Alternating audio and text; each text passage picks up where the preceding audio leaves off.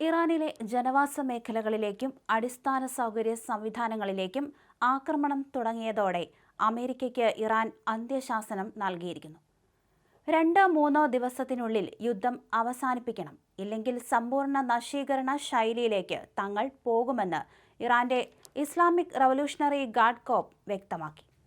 യുദ്ധം 2 ദിവസത്തിനുള്ളിൽ അവസാനിപ്പിച്ചില്ലെങ്കിൽ പിന്നെ ചർച്ചകളും നിയന്ത്രിത തിരിച്ചടിയും ഉണ്ടാകില്ല. അമേരിക്കയെ ഇറാനിൽ നിന്ന് തുടച്ചു നീക്കുമെന്ന് ഇറാൻ മുന്നറിയിപ്പ് നൽകുകയും ചെയ്തു. ഒരു അതിർത്തികളും ഇറാന് തടസ്സമാവില്ല എന്നാണ് IRGC ഇപ്പോൾ വ്യക്തമാക്കിയിരിക്കുന്നത്. ഭീഷണിക്ക് പിന്നാലെ ഹോർമൂസിൽ തായ് കപ്പൽ ആക്രമിക്കുന്ന ദൃശ്യങ്ങൾ ഇറാൻ പുറത്തുവിടുകയും ചെയ്തു. എന്തായാലും അമേരിക്കയും ഇറാനും തമ്മിലുള്ള സൈനിക ഏറ്റുമുട്ടൽ പശ്ചിമേഷ്യയിൽ കൂടുതൽ രാജ്യങ്ങളിലേക്ക് വ്യാപിച്ചുകൊണ്ട് അതീവ ഗുരുതര ഘട്ടത്തിലേക്ക് കടന്നു. തന്ത്രപ്രധാനമായ ഹോർമൂസ് കടലിടുക്കിന്റെ നിയന്ത്രണത്തെ ചുറ്റിപ്പറ്റി ഇരു രാജ്യങ്ങളും ആക്രമണം ശക്തമാക്കിയതോടെ ജോർദാൻ, കുവൈറ്റ്, ബഹ്റൈൻ, ഒമാൻ ഉൾപ്പെടെയുള്ള മേഖലകളിലും സംഘർഷത്തിന്റെ പ്രത്യാഘാതം പ്രകടമായി. അമേരിക്കൻ സൈനിക താവളങ്ങൾക്കും സൈനിക വിമാനങ്ങൾക്കും നേരെ മിസൈലും ഡ്രോണുകളും ഉപയോഗിച്ച് ആക്രമണം നടത്തിയതായി ഇറാൻ അവകാശപ്പെട്ടപ്പോൾ ഇറാനിലെ സൈനിക കേന്ദ്രങ്ങൾക്കും തീരദേശ പ്രദേശങ്ങൾക്കും നേരെ തുടർച്ചയായ 6ാം രാത്രിയും വലിയ വ്യോമാക്രമണം നടത്തിയതായി അമേരിക്ക സ്ഥിരീകരിച്ചു.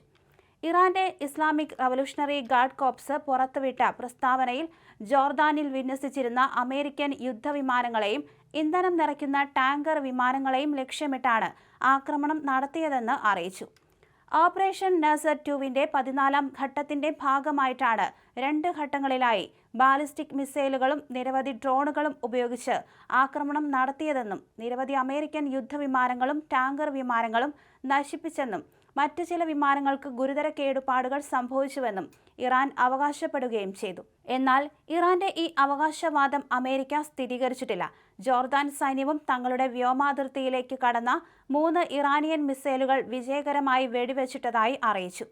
ആക്രമണത്തിൽ ആളപായമോ നാശനഷ്ടമോ ഉണ്ടായിട്ടില്ലെന്നും ജോർദാൻ വ്യക്തമാക്കുകയും ചെയ്തു.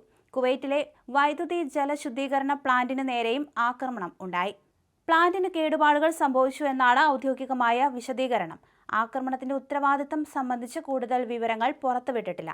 അമേരിക്കയുടെ സെൻട്രൽ കമാൻഡ് പുറത്തുവിട്ട വിവരമനുസരിച്ച് ഇറാന്റെ സൈനിക ശേഷി ദുർബലപ്പെടുത്തുക എന്ന ലക്ഷ്യത്തോടെയാണ് തുടർച്ചയായ 6ാം രാത്രിയും വ്യോമാക്രമണം നടത്തിയത്. തീരദേശ നിരീക്ഷണ സംവിധാനങ്ങൾ, വ്യോമ പ്രതിരോധ കേന്ദ്രങ്ങൾ, സൈനിക ലോജിസ്റ്റിക് സംവിധാനങ്ങൾ, നാവിക സൗകര്യങ്ങൾ എന്നിവ ഉൾപ്പെടെ നിരവധി കേന്ദ്രങ്ങൾ ലക്ഷ്യമാക്കിയെന്നാണ് അമേരിക്കയുടെ വിശദീകരണം.